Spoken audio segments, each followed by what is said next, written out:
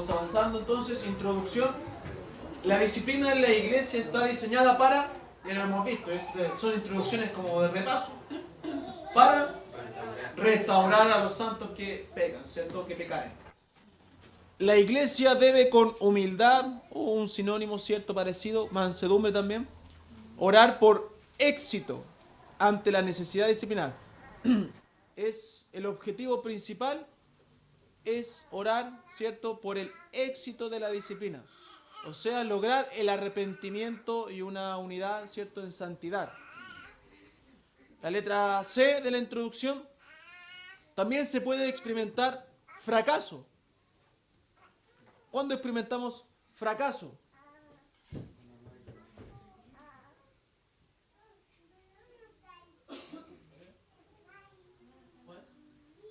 Bueno, por favor, que los hermanos nos sigan. Ah, ¿no qué? Ah, no está en la introducción, pero igual avanza la otra. ¿Por qué no avanza? Es que la otra día fue son los puntos de la 1, de la intro. ¿Pero por qué no avanza? Tiene que dar. ¿Ya? Ah, ahí está, pasa que era más fuerte. No está tan sensible ya la flechita. Ok, ¿cuándo se puede experimentar fracaso en una disciplina? En cierta forma. Cuando no hay arrepentimiento, ¿cierto? La iglesia debe saber conducirse ante el fracaso, ante no lograr, en cierta manera, el arrepentimiento. Es un fracaso, en cierta manera, porque no logramos que la persona se arrepintiese, pero también si nosotros nos conducimos bien, no tiene por qué afectar eso a nosotros.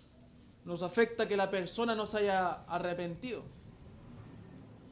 El primer punto de esta lección, entonces, cuando la disciplina funciona, nos faltaron hartas cosas, ¿eh? El primer punto dice, cuando la disciplina funciona. Ya, la chicha le afectó, ya no importa. La empanada. Ah, ¿para atrás? Ahí está, pues ya no le afectó nada a la chicha. Usted no puede tomar porque está amamantando. No, porque yo no he tomado.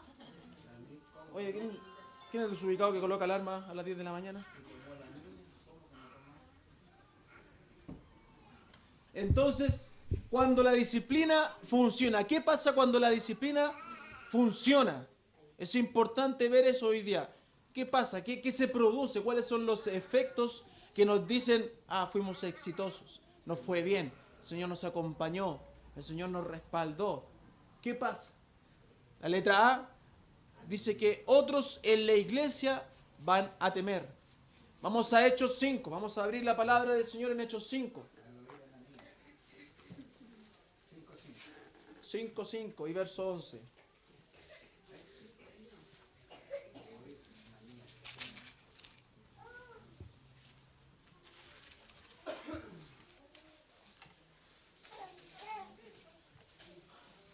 Hechos 5, versos 5 y 11. Al oír Ananías estas palabras, cayó y expiró. Y vino un gran temor sobre todos los que oyeron. El verso 11 también dice, y vino gran temor sobre toda la iglesia, sobre todos los que oyeron estas cosas. ¿Cuándo hay éxito? Cuando otros en la iglesia tienen un temor. No estamos hablando, y sabemos ya la definición de temor, ¿cierto?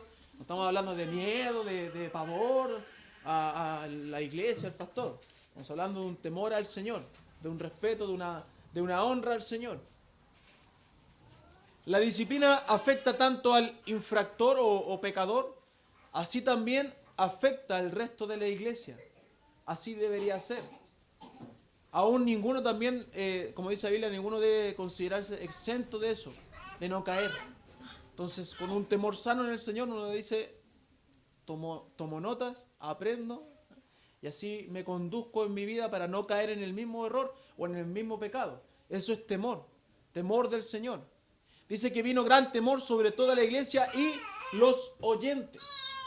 O sea, la gente. Si recordamos la lección 5, donde vimos la exposición de Pablo, ¿cierto? Con los pasos de disciplina, cuando Pablo también explica y enseña, al igual que Jesús, paso 1, paso 2, paso 3, paso 4, de cómo ejercer la disciplina, podemos ver que también el paso 3 de Pablo, también viene una exposición a la iglesia. ¿Lo recordamos? Aún si es que los pasos previos no se cumplían. Dice, cuando hablaba concerniente a la disciplina con los ancianos, Pablo escribe en 1 de Timoteo 5:20, dice, a los que persisten en pecar, repréndelos delante de todos, para que los demás también teman. ¿Se acuerdan de 1 de Timoteo 5:20? También es un paso que Pablo enseña. Así como Cristo lo enseñó, se lo enseñó a los discípulos, a su iglesia, también Pablo refuerza esa enseñanza. Dice, hay momentos donde se tiene que llevar, ¿cierto? Si los pasos preliminares no resultan, a la iglesia, para que los demás también teman. O sea, hay una armonía en las escrituras con respecto a este tema. No fue una idea de Pablo, no fue una idea solamente de Jesús, no fue un acontecimiento solamente de Pedro. Hay una armonía donde la iglesia tiene que enterarse para también sentir temor para no pecar. La palabra, y aprendimos esa vez, la palabra repréndelo, ¿cierto? Cuando dice Pablo, es la misma que se usa en Mateo 18, cuando Cristo lo usó, y también en Tito 1:13. La reprensión está diseñada para exponer la culpa y convencer al pecador para arrepentirse, para arrepentimiento. La naturaleza pública de la reprensión no tiene el propósito de que la iglesia ejerza presión sobre el culpable, digámoslo así, o el pecador. Tampoco de humillar o avergonzar a la persona. No se trata tampoco de escarnecer a la persona. No ese es el fin de exponer la culpa. Sino que la iglesia o la reprensión ante la iglesia busca que la persona infractora entienda su pecado.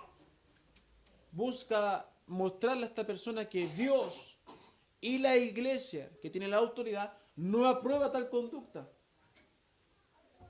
Busca enseñarle e instruirle que este es el camino correcto a seguir. No busca la humillación de la persona. Busca su sanidad espiritual. Cualquier anuncio público de esta naturaleza debiera ser solo un informe cierto de los hechos del pecado. No solo debe ser un informe de los hechos del pecado, también la iglesia debe pesar también, un sentir, un dolor y preocupación por el hermano. La iglesia debe estar contristada, porque un hermano suyo, parte de su cuerpo, está cayendo o ha caído.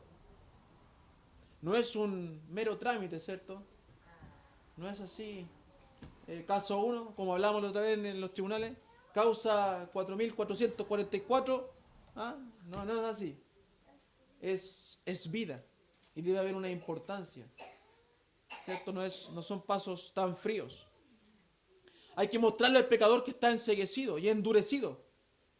Y que sigue impenitente u obstinado ante la falta. Cuando obviamente no se ha arrepentido. Eso ya lo hemos visto.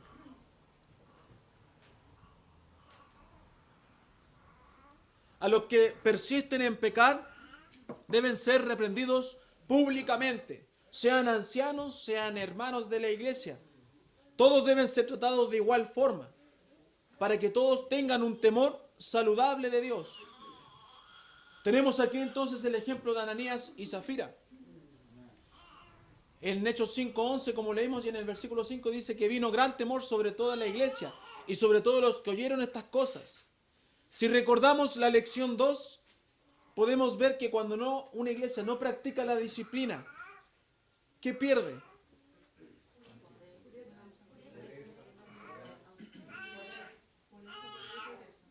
Progreso. ¿Y conciencia también o no? Esa no. Algunos dijeron que sí. Progreso. Entonces, si recordamos la lección, una iglesia que no practica disciplina alguna, que más bien, como dijimos, parece un club social donde todos hacen lo que quieren y viven como quieren, pierde pureza, pierde poder y pierde progreso. Pero esta iglesia aplicó disciplina. Y vamos a ver que no perdió pureza, no perdió poder, no perdió progreso. Por el contrario, aumentó su pureza, aumentó su poder y aumentó su progreso, su crecimiento. Porque ellos hicieron lo correcto. Hemos dicho desde un principio, ¿cierto? Cuando un padre disciplina a un hijo, ¿cierto? Si es que no es hijo único, pero cuando hay más, cuando un padre disciplina a un hijo, el otro, si es vivaracho, si es inteligente, va a decir, yo no voy a hacer lo mismo porque me va a llegar el mismo castigo, ¿cierto? Lo mismo pasa en esta familia espiritual. Si somos, como decimos coloquialmente, vivarachos, yo no quiero hacer lo mismo porque ya vimos la reprensión severa de Dios y de la iglesia. Yo no voy a hacer lo mismo. ¿Cómo voy a pecar? ¿Cómo voy a llegar a tal extremo, a tanta necedad de caer en lo mismo? Porque es necedad. Entonces, si somos hijos avisados y no simples, vamos a ver el mal y vamos a arrancarnos del mal, ¿cierto? Vamos a apartarnos del mal. El creyente observa esto, que observa esto no puede caer en lo mismo, ¿cierto? Entonces vamos a ver el aumento de esta iglesia. Letra B. Los miembros experimentan unanimidad. Hechos 5:12 dice, y por la mano de los apóstoles hacían muchas señales y prodigios en el pueblo y estaban todos unánimes en el pórtico de Salomón. Acá podemos ver el aumento de ¿qué? No. Hay 3 aumentos, dijimos. Pureza, poder y progreso. ¿Qué podemos ver? ¿Qué aumento vemos aquí en este versículo 12? De poder, ¿cierto? Podemos ver el aumento de poder. Dice que los apóstoles predicaban con gran poder y hacían señales. Y estaban todos unánimes. Sin duda la unidad correcta de una iglesia, ¿qué trae? El poder de Dios. El poder dividido, a una iglesia dividida, no va a traer un poder tan efectivo. Tan, ¿cómo se puede decir? Bueno, efectivo. Usted me entiende, ¿cierto? ¿Cómo era el dicho ese? Ayer trataba de acordarme, el que dice jamás será vencido, un pueblo unido, un pueblo unido, ¿cierto? Jamás será vencido, ¿cierto? Una iglesia unida jamás será vencida. Pero no porque sea un dicho del mundo, sino que viene respaldado por la mano poderosa de Dios. Y ese es el origen, y ese es lo que Dios busca de cada iglesia, o Cristo estableció, una iglesia unida. No, nunca enseñó de una iglesia dividida. Y tú haces esto, tú haces esto otro. Siempre enseñó de una iglesia unida. En todos sus sentidos. Porque si mi mano se va para allá y yo quiero y mi cuerpo quiere ir para allá, no sirve de nada, ¿cierto? No sirve de nada. Si un pie quiere caminar para allá y el otro para allá, voy a terminar partido por la mitad. No sirve de nada. Pero un cuerpo, ¿cierto? Avanzando con mente, corazón, ¿cierto? Y físicamente avanzando hacia un lado, que consigue su meta, llega a su destino, cumple el objetivo. Pero un cuerpo dividido no está en las Escrituras. Yo voy a hacer el mismo desafío que le hice la otra vez con el pecado. Nadie me trajo la respuesta, ¿eh? Se me había olvidado. Nadie me dijo si encontraba alguna cosa que no se pudiera perdonar con respecto a la iglesia, ¿se acuerda? Hice un desafío, nadie tomó el desafío. Le vamos a creer al pastor, dijeron. Ahora hace otro desafío, muéstreme en la Biblia donde cada uno puede hacer lo que quiere en una iglesia. Yo le desafío para que me traiga, a mí personal si quiere, no ni siquiera público, y lo exponemos, no tengo ningún problema. Muéstreme donde cada uno puede hacer lo que quiere en la iglesia. Donde nos muestra que la iglesia no debe estar unida en un mismo sentir. Que no somos dependientes de un cuerpo. Y yo le voy a creer, sinceramente, porque yo no tengo las respuestas de todo. Pero sí creo algo con respecto a este tema. Sí entiendo algo con respecto a este tema. Entonces necesito que, si no estoy viendo algo, usted me lo demuestre. Así que otro desafío. Me avisa si alguien lo encuentra, ¿ya? ¿En serio? Yo no estoy molestando a nada. Por eso, pero quiero que alguien me diga si encuentra algo diferente. Donde usted tiene su vida que puede hacer lo que quiera. Donde usted no pertenece a un cuerpo y somos un cuerpo libre.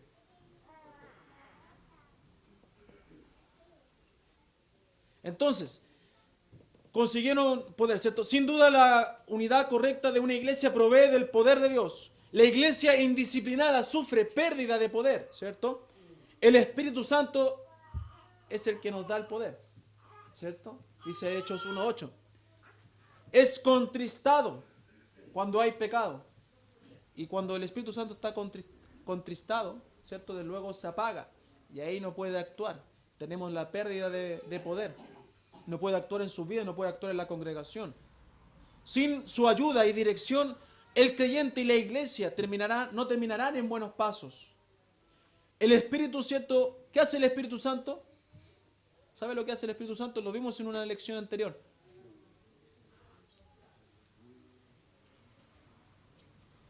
¿Ah? Una, hermano Manuel. Ya. Otra. Enseña. Otra.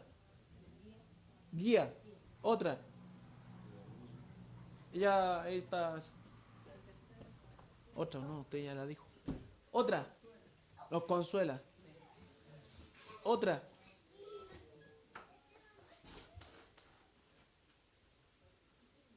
¿Ah? Anima, ya, ok. Otra. Esa puede ser anima, puede ser nos fortalece. Uh-huh. ¿Otra? ¿Hermana Marta dijo algo? ¿No? ¿Nos convence? ¿Ya? Muy bien. ¿Otra?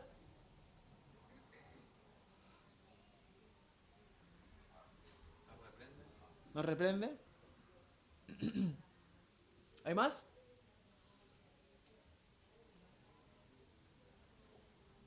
¿Estamos bien hasta ahí?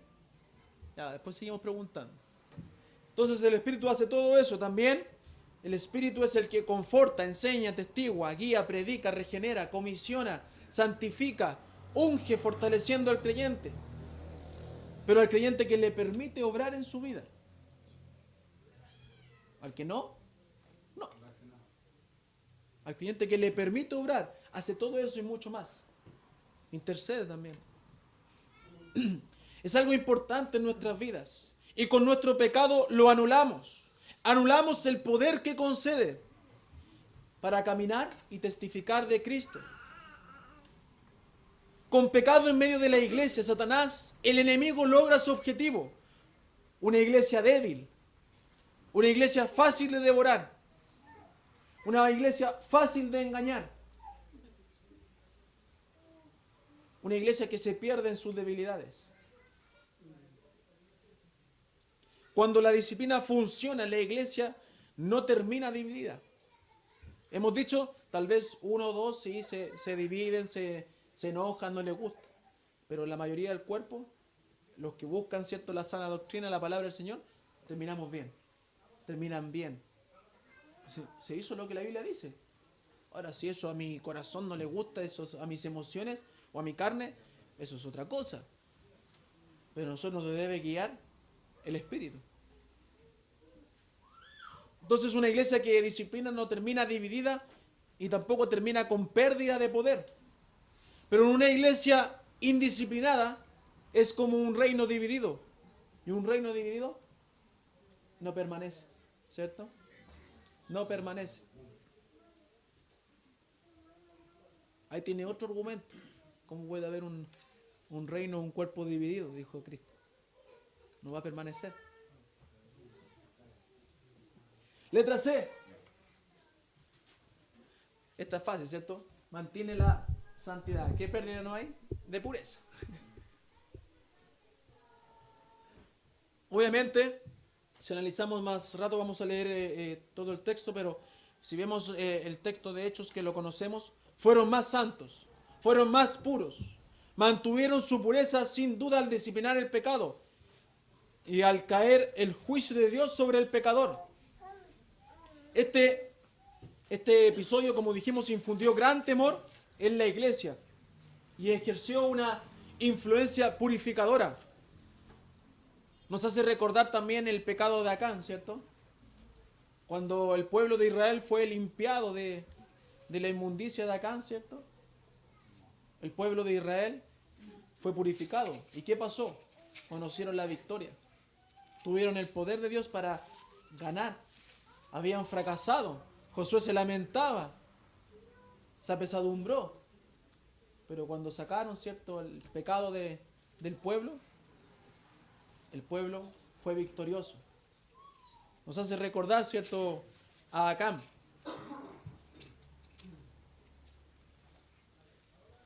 Sabemos que Cristo estableció una iglesia la cual procura que se mantenga santa, sin manchas del pecado. La indisciplina hecha por tierra, y esto lo he dicho varias veces, la indisciplina hecha por tierra, el deseo de Cristo. ¿Cuál es el deseo de Cristo? Efesios. Presentarse una iglesia santa. ¿Cómo no puede haber indisciplina si es el deseo de Cristo? Perdón, ¿cómo no puede haber disciplina si es el deseo de Cristo? Porque la indisciplina echa por tierra el deseo de Cristo y el proyecto de Cristo. ¿Cierto? Con respecto a la santificación de su iglesia. Lo que involucró también, como hemos dicho, el sacrificio de Cristo. Y involucra su segunda venida. Echa por tierra toda su planificación. Porque no se va a encontrar una iglesia santa. Cuando la disciplina funciona, crea en nosotros una preocupación de limpiar nuestras vidas, aceptando cada día la dirección de Dios, siendo obedientes a sus palabras. Así como nosotros nos purificamos, estando cerca de Dios, en comunión de Dios, también nuestra lejanía de Dios nos contamina. No nos santifica estar lejos de Dios, lejos de su comunión. La limpieza personal como colectiva es clave para darle la gloria a Dios, la gloria que Él merece, y tener, ¿cierto?, la santificación que Él espera de nosotros. Recordemos, ¿cierto?, un estudio antiguo, una vida limpia es una iglesia limpia, ¿cierto?, una iglesia santa. Otro progreso, la letra D. Crecimiento es el resultado, y obviamente no hubo pérdida, sino que hubo aumento de progreso. Hechos 5:14 dice, ¿no tiene mano? Léalo nomás. Amén. Y los que creían en el Señor aumentaban más, gran número así de hombres como de mujeres. ¿Disminuyó? No, ¿cierto? Aumentó el progreso. La exposición a la disciplina, aparte de la limpieza, aparte del poder que entrega, trae una bendición, una liberación. Nada permitirá su avance, su progreso, ni la mejor estrategia evangelística. Solo el estar a cuentas con el Señor. Solo tener una vida santa, una vida pura con el Señor. En buena comunión y en buena comunicación con Él. Debemos pensar, porque a veces no lo pensamos, debemos pensar que nuestra vida obstaculiza el progreso de nuestra iglesia. Aún otros factores otros factores también afectan, pero mi vida también afecta. Mi comunión con el Señor afecta el progreso de la iglesia. Mi pecado, no confeso, afecta el progreso de la iglesia. Y no puede estar ajeno a eso. Usted está... ¿Cómo es, hermano? Agravando, ¿cierto? Agravando a la iglesia. Lo que involucra a esta iglesia, la mano de Dios estuvo con ellos en todo lo que hicieron y fue ratificado por el progreso. Hay una evidencia, ¿cierto?, incuestionable. Muchos se añadieron y de muchos lados creyeron. ¿Sabe que yo leía y estudiaba el verso 13? Dice, de los demás, ninguno se atrevía a juntarse con ellos, mas el pueblo los alababa grandemente. ¿Sabe? ¿Entiende lo que dice ese versículo? ¿Alguien lo entiende? Porque después dice que se añadieron más, pero ¿qué quiere decir el versículo 13?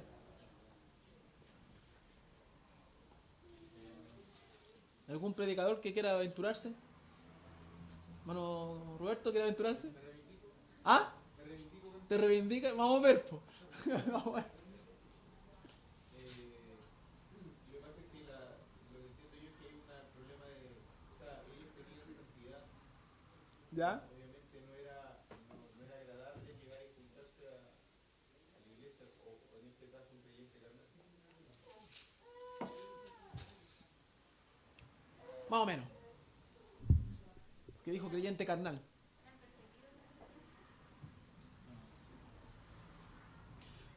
Cuando una iglesia es disciplinada, dijimos que afecta al miembro, a la iglesia, ¿y a quién más afecta?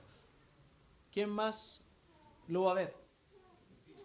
Los gentiles, ¿cierto? La gente lo va a notar. Y eso es lo que les pasó a ellos.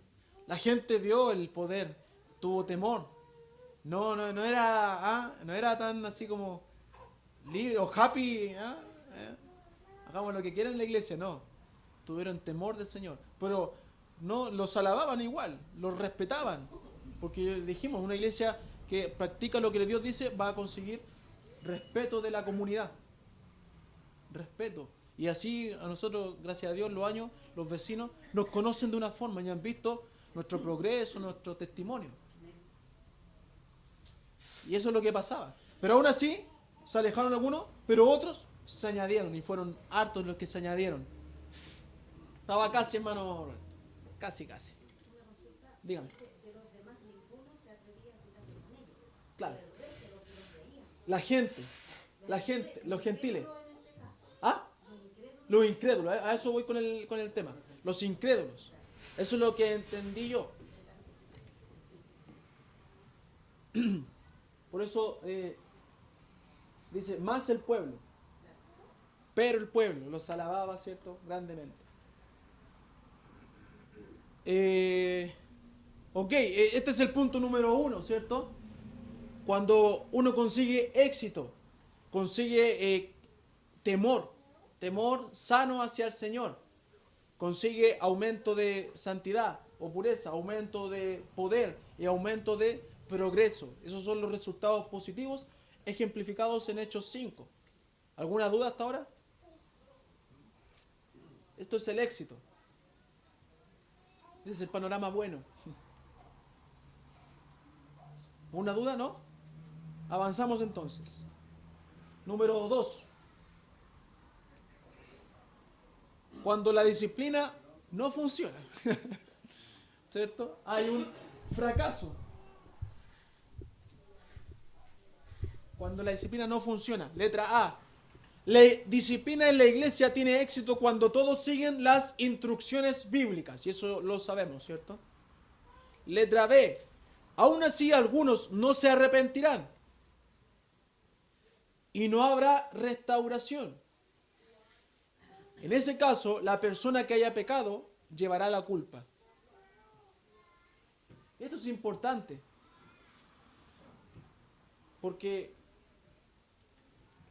me acuerdo yo cuando empecé, al principio de año, le dije a una persona, del Señor nomás fue esto. Si no hay arrepentimiento, hermano, yo no puedo restaurarle.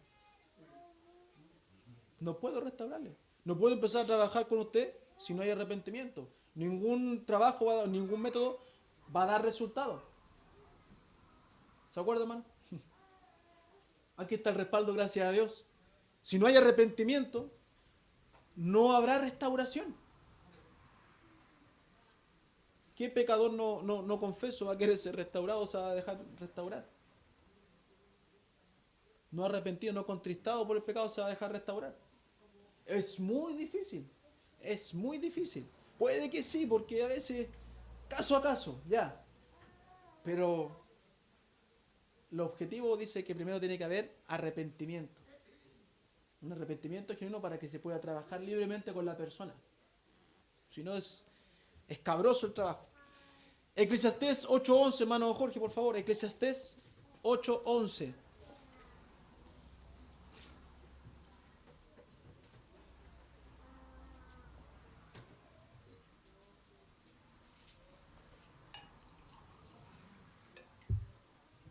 Por cuanto no se ejecuta luego la sentencia sobre la mala obra, el corazón de los hijos de los hombres está en ellos y dispuesto para hacer el mal.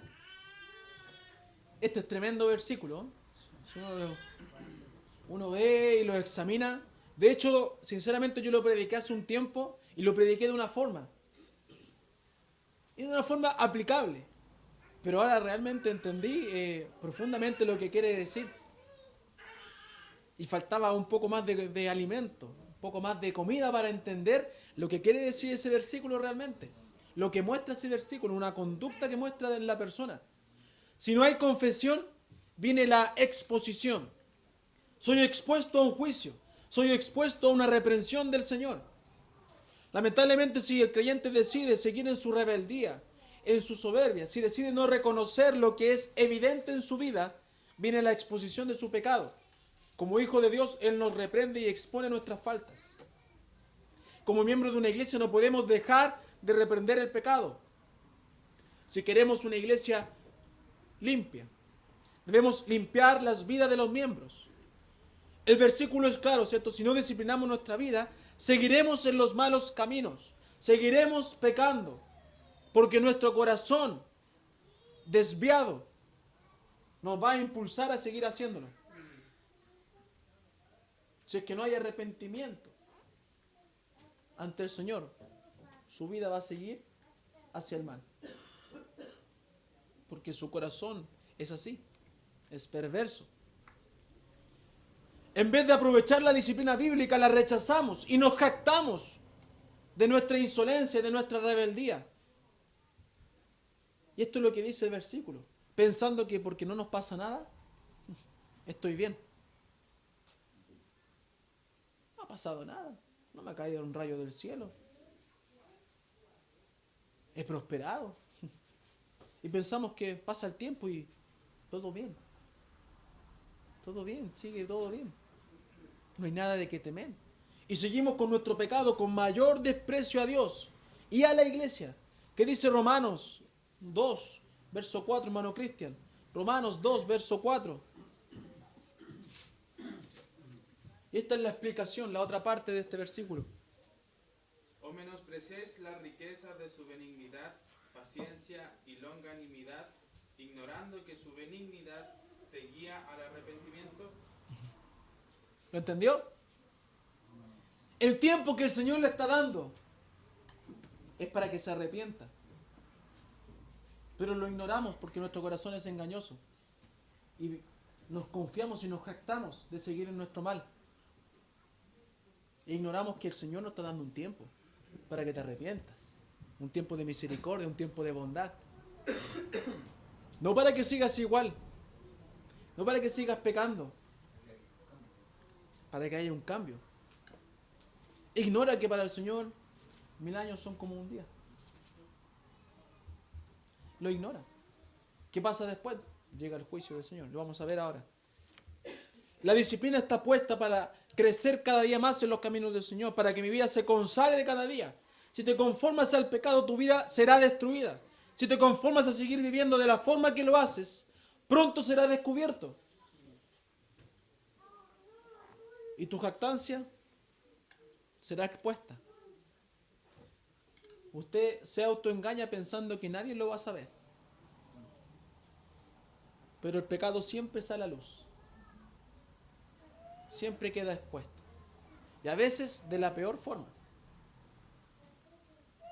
De la peor forma. Entonces, hermanos, podemos establecer que mis pecados obviamente siempre traerán consecuencias, pero esconderlos, arrepentirlos, ocultar mis malas obras a Dios y a la iglesia, me traerán consecuencias mayores e incalculables. Porque como dice el proverbio, el que encubre el pecado no prosperará. Mas el que lo confiese y se aparta, alcanzará misericordia. Hay consecuencias, pero consecuencias con la misericordia de Dios y consecuencias sin la misericordia de Dios. Hay consecuencias. Podemos ver esto en Hechos 5, 1 al 11. Ahora sí vamos a leer el texto completo de Hechos. Pero cierto hombre llamado Ananías, con Zafira su mujer, vendió una heredad y sustrajo del precio, sabiéndolo también su mujer, y trayendo solo una parte, la puso a los pies de los apóstoles. Y dijo Pedro: Ananías, ¿por qué llenó Satanás tu corazón para que mintieses al Espíritu Santo y sustrajeses del precio de la heredad, reteniéndola no se te quedaba a ti? ¿Y vendida no estaba en tu poder? ¿Por qué pusiste esto en tu corazón? No has mentido a los hombres, sino a Dios. Al oír Ananías estas palabras, cayó y expiró. Y vino un gran temor sobre todos los que oyeron. Y levantándose los jóvenes, lo envolvieron y sacándolo lo sepultaron. Pasado un lapso como de 3 horas, sucedió que entró su mujer, no sabiendo lo que había acontecido. Entonces Pedro le dijo: dime, ¿vendisteis en tanto la heredad? Y ella dijo: sí, en tanto. Y Pedro le dijo: ¿por qué convinisteis en tentar al Espíritu del Señor? He aquí a la puerta los pies de los que han sepultado a tu marido, y te sacarán a ti. Al instante ella cayó a los pies de él y expiró. Y cuando entraron los jóvenes, la hallaron muerta, y la sacaron y la sepultaron junto a su marido. Y vino gran temor sobre toda la iglesia y sobre todos los que oyeron estas cosas. Tremenda historia. ¿Sabe? Este matrimonio, también lo mencioné hace un tiempo, lo tenía todo para ser feliz. Tenían comodidad. Tenían a los apóstoles para llenar su vida espiritualmente. No tenían necesidad de nada. Podemos ver en Hechos 4, versículo 32 al 35, cómo ellos pactaron, ¿cierto?, colocar las cosas, entregar sus bienes para un bien común, de acuerdo a la necesidad de cada hogar. O sea, ellos no iban a pasar necesidad si entregaban sus bienes, si entregaban todo lo pactado. Pero ellos en algún momento en su corazón decidieron alejarse de Dios y ser engañados. Su corazón se llenó de avaricia y maquinaron algo perverso.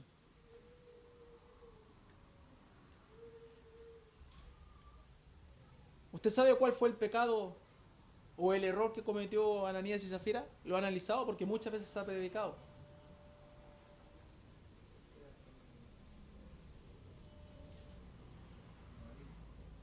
Avaricia, pero ¿en qué sentido? ¿Qué hicieron ellos mal? Sí, pero... Ya, pero no me digan lo que está escrito. Dígame lo que entienden. ¿Cuál fue el error en lo práctico? ¿Por qué mintieron?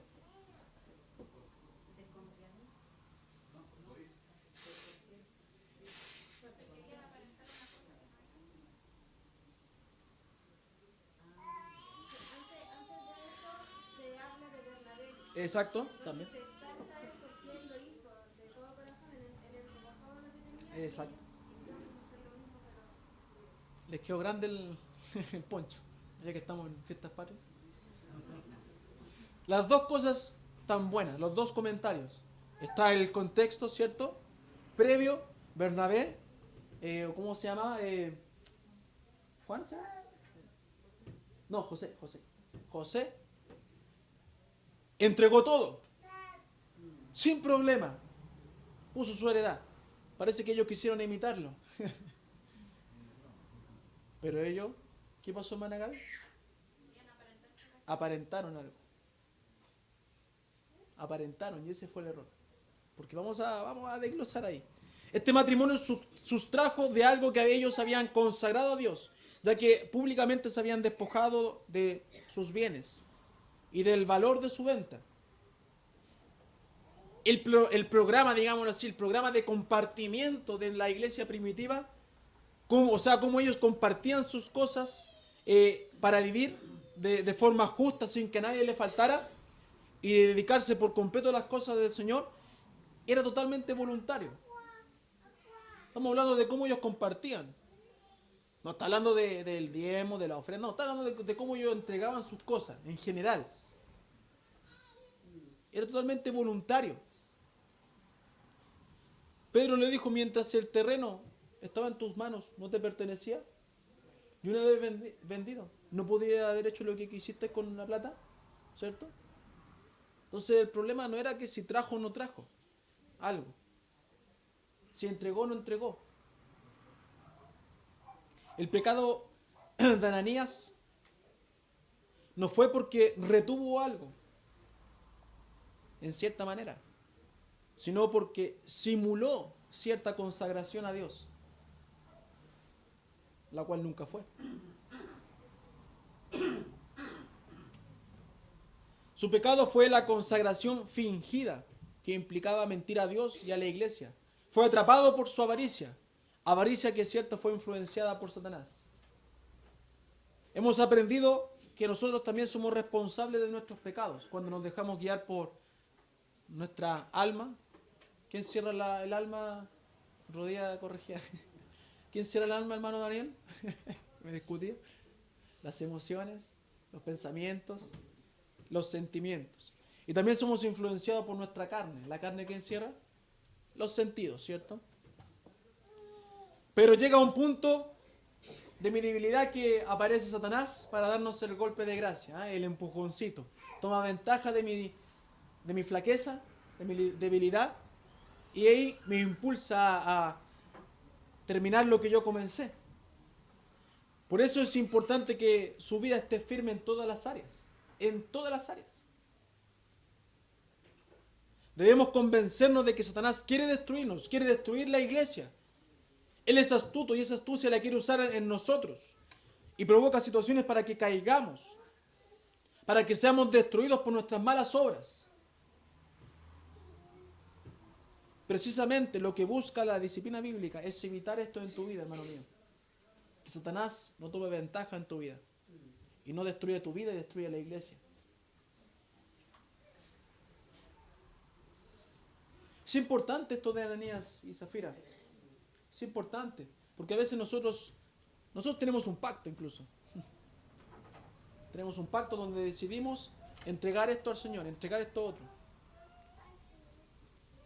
Dijimos voluntariamente, sí, yo firmo eso, yo apruebo eso, vamos a sostener así estas cosas. Pero a veces vivimos una consagración fingida porque no lo estamos realizando como habíamos comprometido. Ahora, a mí no me está mintiendo. Dios sabe cómo es su consagración. Dios sabe lo que usted está entregando según su pacto, lo que está consagrando, cómo se está involucrando. Dios sabe. Nosotros, y creo que los apóstoles, no necesitaban de la propiedad y de esa plata para vivir un año más. Necesitaban a Dios. En este caso, en el ministerio, nosotros los que estamos, los predicadores, no necesitamos de su plata. Necesitamos a Dios. Solamente advertimos lo que es una consagración fingida y lo que puede ocurrir. Y es importante el rol de la esposa también. Es una ayuda idónea, no una ayuda encubridora. La esposa debe de guiar también, ayudar, no, eso que estamos haciendo no se apega a lo que nosotros pactamos como iglesia, unánimes, un cuerpo, a lo que nosotros entendemos. Eso debe ser la esposa. No puede el esposo tomar las decisiones así solo y decir, no, vamos a dar esto y esto, esto, otro. No vamos a comprometer en esto en la iglesia y nada más. ¿Qué hay en el corazón? ¿Qué hay en el corazón? Es importante. Otro día cuando empecemos el tema de la mayordomía, ahí nos vamos a meter en un área, aunque la mayordomía es amplia, no es solamente algo financiero. La gente cree que es solamente financiero, pero es mucho más. Y lo más importante es la vida, el corazón de la persona. Entonces, el juicio es de Dios y no hay nada oculto para Él. Como se sabe, Dios no necesita que usted le diga que ha pecado. Él ya sabe, desde antes que lo maquine, que usted ya va a pecar y está en pecado. Dios dijo a Pedro, ¿cierto? Dios le reveló, creo yo, lo que creemos, a Pedro, porque Pedro no se le vino así, el Espíritu Santo se lo puso. Ellos han pecado. No sale en el relato, pero es lo que se debería entender. Sabemos que los apóstoles se guían por el Señor, ¿cierto? El Espíritu Santo. No debemos engañarnos, hermanos. Si queremos una iglesia próspera, si usted quiere prosperar en su vida, debe limpiar su vida, debe santificar su vida, sacar todo lo que contamina. Es una difícil tarea porque nos gusta pecar con ciertas cosas. Nos encanta. Pero para el corazón humilde y dispuesto a cambiar, Dios le entrega la ayuda. ¿Qué dice Job 10:14? Hermano Juan Painel. Hermano Daniel Sánchez. Job 14:16. Hermano Juan Rodrigo. Jeremías 2:22.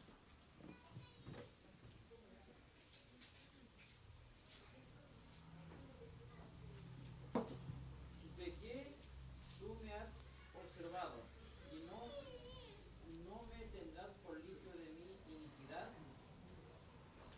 Dios siempre está observando mi vida. No hay nada que se le escape. Job 14:16. Pero ahora me cuentas los pasos y no das tregua a mi pecado. Ahí está. Cuando no hay arrepentimiento, no hay tregua, no hay diálogo, no hay acuerdo a mi pecado. Sí o sí va a venir el juicio. Jeremías 2:22 también ya es conocido. Aunque te laves con lejía y amontones jabón sobre ti, la mancha de tu pecado permanecerá aún delante de mí, dijo Jehová el Señor. Aunque tratemos de taparlo, de hacer que pase al olvido, o hagas lo imposible por encubrirlo, no servirá, hermano mío. No va a servir. Dios sabe que está ahí presente y serás expuesto. Dios lo sabe. ¿Sabe? Les cuento una anécdota. ¿Ah? Ahora que soy pastor, me entero de varias cosas. Me entero de varias cosas y no es que la ande buscando. ¿Ah? Varias cosas que ustedes piensan que yo no sé. ¿Ah? Corrió la bruja. No necesariamente, hermana. No necesariamente. Dios la revela. Ahora, a que usted me ve calladito, no he ido donde esté. Es increíble, ¿eh? Yo antes vivía la vida tranquila. Me enteraba cuando había reunión de varones, cuando había la iglesia. Pero ahora uno se entera ahí. Y no por las personas. Dios muestra muchas cosas. Es increíble. Ahora uno va entendiendo. Dijimos, ¿cierto? Al comienzo, si no hay confesión, viene la exposición. Soy expuesto a un juicio, soy expuesto a un castigo de parte de Dios. Hechos 5 muestra que Ananías fue expuesto, fue juzgado y condenado a muerte. Luego su mujer no quiso confesar su pecado tampoco, persistió en ocultar la maldad, fue expuesta, fue juzgada y condenada a muerte. Es un claro ejemplo de hacer algo y ni siquiera pensar en las consecuencias. Pensaban tal vez que ya si lo descubrían, según la ley, iban a tener que devolver algo. Pensaron tal vez que lo peor que no hagan devolver la plata. Pero nunca tal vez pensaron en la muerte. Porque tal vez hubieran sentido temor. Cuando uno persiste en pecar y pasar por alto todo proceso de disciplina, creerá que es algo sin mayor importancia. Se va a lisonjear, como hemos dicho, se va a jactar. Pero, ¿sabe, hermano mío? La Biblia dice que por mi pecado yo puedo morir. Puedo morir. O pueden morir otros. Y no exageramos. Y no exageramos al decir esto. Eso pasa, hermano, porque la Biblia lo dice, la palabra de Dios lo muestra. Debemos tomar en serio nuestra condición actual. Y si debemos limpiarnos, hágalo. Si hay algo que está contaminando mi vida y a la vez mi iglesia, límpiese. Hágalo. No siga así, porque será expuesto. Será expuesto. Hay otro proverbio que dice: el que reprendido endurece la cerviz, de repente será quebrantado y no habrá para él medicina. No habrá. No habrá medicina. Aquel que no se ha arrepentido no puede esperar el perdón de Dios si nunca se ha arrepentido de su pecado. No espere que Dios le ayude si hay cosas que siguen en oculto. No importa lo que trate de hacer, siempre saldrá a la luz y no será bueno para el que no se ha arrepentido. Pero sí será bueno para la iglesia si siguió los pasos bíblicos. Si la iglesia siguió los pasos bíblicos, será bueno y temerá a Dios. Cuando la disciplina no funciona, letra C, cuando la disciplina no funciona, la iglesia debe examinarse a sí misma para asegurarse que la iglesia haya obedecido a las escrituras. Cuando disciplinemos a alguien, también nosotros debemos hacer un examen de todo lo que hemos dicho y cómo hemos actuado. Y tal vez no sé si eso lo hacemos siempre, pero sería bueno de empezar a examinarnos también nosotros. Si algo nos equivocamos, en algo estuvimos mal, nos faltó más amor, o nos faltó más severidad, examinarnos. Esto para que la falla de la disciplina no se deba a algo mal hecho por la iglesia, sino por la persona que no quiso arrepentirse. La tendencia humana de aquellos que se disciplinan es de rebelarse, pero deben someterse humildemente a la disciplina y arrepentirse. Todos debemos ser advertidos y debemos respetar la autoridad de la iglesia local. Todos debemos ser advertidos, hermanos. Si no le gusta es porque simplemente es un soberbio. Si la reprensión se hace bíblicamente, todos debemos aceptarla. Si no se hace bíblicamente, usted puede usar la Biblia. Sabe que usted está pecando porque me están tratando así, así, así, así. Pero si se hace bíblicamente, usted debe recibirla. ¿Alguna duda? Terminamos el punto 2. ¿No? Clarito como el agua. Número que toda la iglesia... eso es parte de la letra C. 3 Romanos. ¿No? ¿Te pasaste, no? Ahí está. Buenas las caras. Que la iglesia se examina a sí misma en lo siguiente. Letra A. Asegurarse de que se haya utilizado los métodos bíblicos, ¿cierto? Ya lo sabemos, Mateo 18, 15 al 20, no hay para qué leerlo, ya los conoce. Letra B. Se le explicó al pecador las consecuencias de su pecado. Hebreos 10, 27. Vamos a leer eso. Hebreos 10, 27. Yo agregué el 27. Es que no sé cómo el pastor, ¿quién fue? Bill Smith no vio ese versículo. Se lo corregí.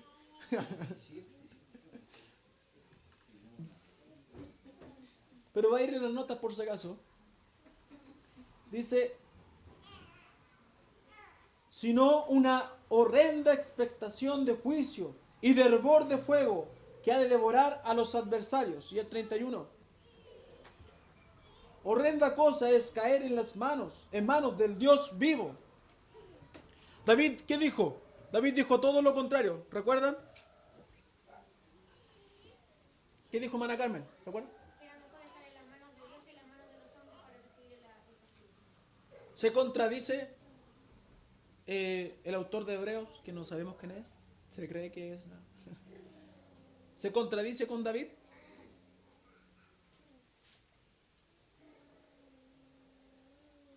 ¿Hebreos corrigió a David? Son casos diferentes. ¿Por qué?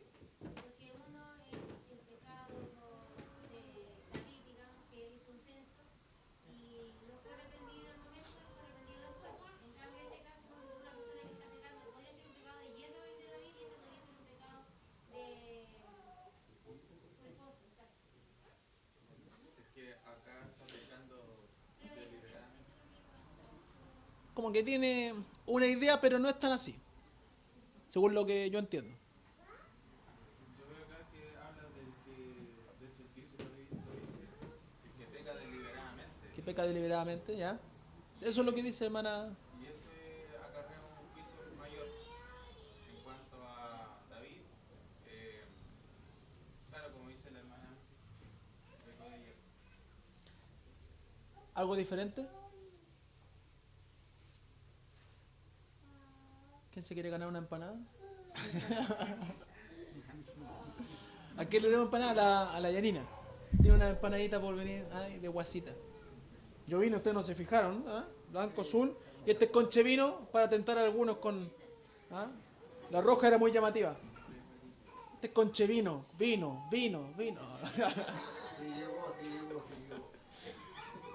O no sé si Conche vino es burdeo que esto. ¿Es casi lo mismo? Ya. ¿Ah? ¿Ah? Vamos, no, morada no es. No, no es morada. Tal vez de lejos se ve así.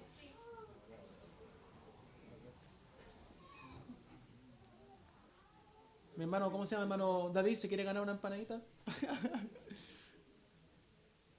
¿Alguien ve algo diferente? Hermano Roberto quiere ganarse una empanadita, a ver. Quiere reivindicarse porque todavía no la chunta. No quiere empanada. Quiero el perdón de mis pecados. Hermano, no se preocupe, pasar la disciplina, va a ser expuesto. Mato ahí. A ver, hermano, por favor. Según el 27, ¿cierto? Según el 27. Según lo que leí y según David. Entonces, ¿qué dice que ha de devorar a los adversarios? Y ahí está el punto, que no todos son adversarios. En este caso, David estaba siendo disciplinado por Dios. En este adversario está hablando de otras personas. Tibio, tibio, tibio. Ah, tibio tirado para caliente. Que aquí está hablando de que tiene conocimiento de la verdad y está prevaricando. Sí, por eso. Está todo bien eso. Pero hay profundidad, yo estoy diciendo. Uno lo que dice Hebreo, ¿y qué dijo David? ¿Por qué se contradice? Y no se contradice tanto por el ser deliberado, no. Porque David igual pecó. Y dice que David fue incitado por Satanás. Eso es un estudio que se viene para el próximo día. No hay ninguna contradicción en todo caso. No, pero David dice que es bueno caer en las manos de Dios. No sé por qué lo estoy preguntando yo. Po. Abogado me empieza a sacar ahí. ¿Ah? Quiere que confiese. Lo que pasa es que David, Hebreo y lo que pasó con David no hay una contradicción. Ambos están diciendo que Dios es un Dios castigador. Pero la diferencia es que David dijo, pero Dios es misericordioso. Claro. No es que eso. Ahora, obviamente la misericordia hay que... Horrendo, ¿qué es horrendo? horrendo es algo horrible. Ya, y dice, horrenda cosa es caer en las manos del Dios vivo. ¿Está diciendo que eso es bueno? No. Entonces, ¿no está diciendo lo mismo que David? ¿Cómo dijo que caer en la mano de Dios? David dijo, mejor es caer en las manos de Dios que en las del manos de los hombres. Ya, a ver, hermano David. Hermano David ya entró ya, en confianza, vamos. Jeremías Jeremías, me metió Jeremías ya. Jeremías menciona una parte que dice que va a castigar a las naciones y después se refiere a Israel. Le dice, a ti te castigaré con justicia. De ninguna manera te dejaré sin castigo. Por lo que yo entiendo es que, claro, David es hijo de Dios, entonces lo está disciplinando, como el padre al hijo, Sí. como quiere. Y él dice, mejor caer en manos de Dios a que sea castigado por medio de manos de hombres, ¿sí se entiende? Exacto. ¿Y el de Hebreos? Un castigo para juicio, ¿Por qué? porque habla de la persona que se... ¿Pero por qué esta persona qué no hizo? O si fuera una persona. No se arrepintió. No se arrepiente. ¿Se ganó una empanada, hermano? Esa es la diferencia. Hay una diferencia, no hay una contradicción. Hay una diferencia. David dijo, es bueno caer en la mano de Dios y no en la de los hombres. Pero cuando uno lo hace en la fe y en el amor de Dios, arrepentido, aun cuando somos castigados por Dios, si yo estoy arrepentido es ser bueno tratado por el Señor. Es bueno, porque me va a levantar. Pero horrendo, espantoso, aterrador, hermano Daniel, eso es horrendo. Es caer en sus manos como pecador, reprobo y presuntuoso, condenado a la justa venganza del juez, Dios mismo. ¿Entiende la diferencia ahora? ¿Lo entendió, hermano Roberto? Estaba tibio. ¿Entendió, hermano Felipe? Es diferente. Una cosa es arrepentido, ser castigado por el Señor, disciplinado, yo como David. Y otra cosa, no confeso, presuntuoso, ser tratado por el Señor. Como leímos en Eclesiastés, que se jactaba el paso del tiempo y va a llegar el juicio. Es diferente. Y esa es la diferencia. Ve que es bueno la hermenéutica que vamos a aprender los jueves para entender el contexto. Ya, letra C. Ya perdí los minutos, se me acabaron. Aquellos que velan por las almas, ministraron correctamente. En este caso, llevé a la iglesia a un buen juicio, a una buena administración de la disciplina, que dice Hebreos 13 y 17, ¿cierto? Eso es conocido. Obedeced a vuestros pastores porque ellos velan por vuestras almas, ¿cierto? Como han de dar cuenta. Y otras cosas más. D. La disciplina llevada a cabo fue hecha con humildad de espíritu precedida por mucha oración. Mateo 18, 19 al 20. Es importante la oración, hermanos. Es importantísima. Dice que donde están 2 o 3 en mi nombre, pero está hablando también no solamente de juntarse, porque siempre lo atribuimos a juntarse. Está hablando también de la oración.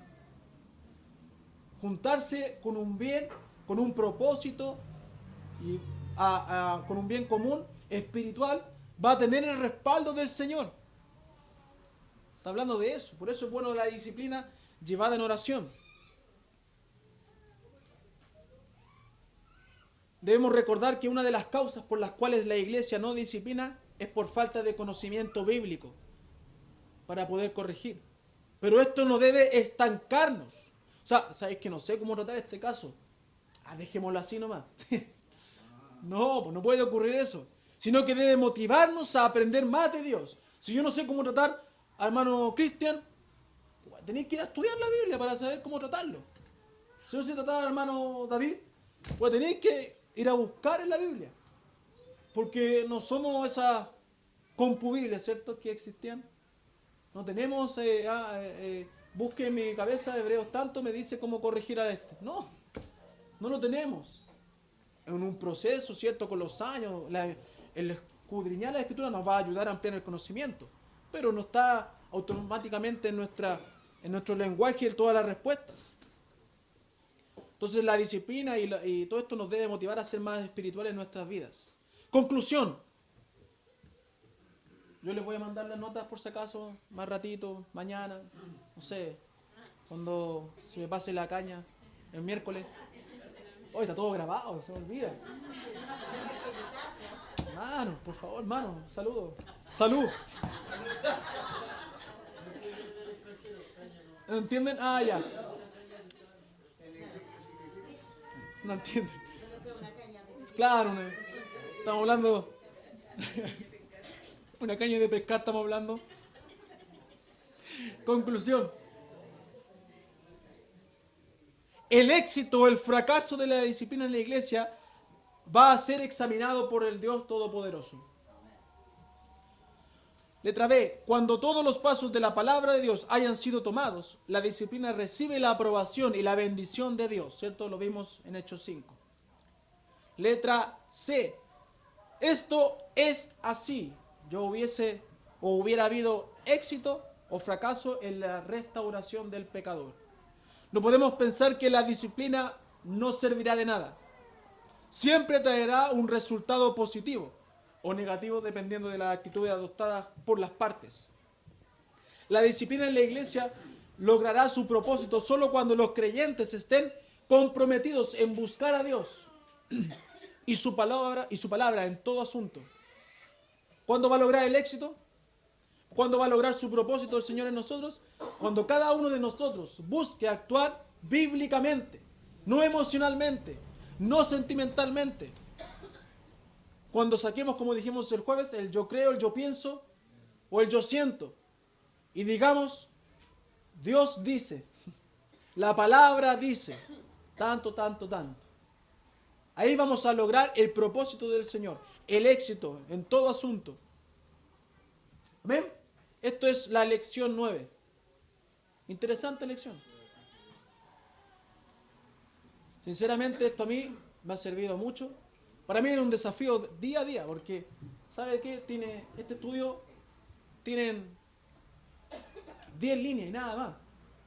Y uno tiene que entender y sacarle todo el provecho. Eso es parte de uno, ¿cierto? Del pastorado. Y ha sido muy bueno ver Eclesiastés, sumarlo a este texto, a esta enseñanza. Cómo todo cuadra, como se dice. Cómo todo tiene una enseñanza general, tanto en el Antiguo como en el Nuevo Testamento. Ven, no se distraigan. Oremos al Señor. Vamos a orar. Vamos a dejar pasar las clases si es que hay alguna demostración, ¿cierto? Padre Santo, vamos delante de su presencia. Padre, siempre pidiendo y rogando, Señor, que usted nos ayude a entender las cosas de forma más bíblica y espiritual, Señor. Rogamos, Padre, que usted nos siga instruyendo con este tema. Ya estamos en las partes finales, estamos terminando, Señor, y ha sido de bastante provecho para mi vida, Señor, y también así creo, Señor, en mis hermanos. Ruego, Padre, Señor, que usted nos siga instruyendo y guiando. Así como decía, Señor, hay una pauta, hay una enseñanza principal que uno debe exprimirla, Señor, y sacarle todo el jugo que usted quiere entregarnos, Señor. Gracias, Padre, por darnos claridad, darnos luz en su palabra, Señor. Gracias, Padre, por ayudarnos a interpretarla bien, Señor, y no tener una interpretación privada, Señor, una interpretación subjetiva, Señor. Gracias, Padre, por alimentarnos, Señor, espiritualmente. Y pido que usted también bendiga, como se decía hace un rato, la enseñanza, Señor, la predicación de la tarde, Señor. Si hay visitas, Padre mío, si alguien logra venir, Señor, en estos días, Señor, donde el mundo está en fiesta, Señor, pedimos, Señor, si alguien llega a venir, Señor, puede abrir su corazón al Evangelio, Señor, y dejarte entrar y morar en esa vida. Rogamos, Padre, Señor, por todo esto. Gracias, Señor, por todo lo que usted hace en nuestras vidas. En nombre de Jesús, amén. Bien, ¿la clase, hermana maestra?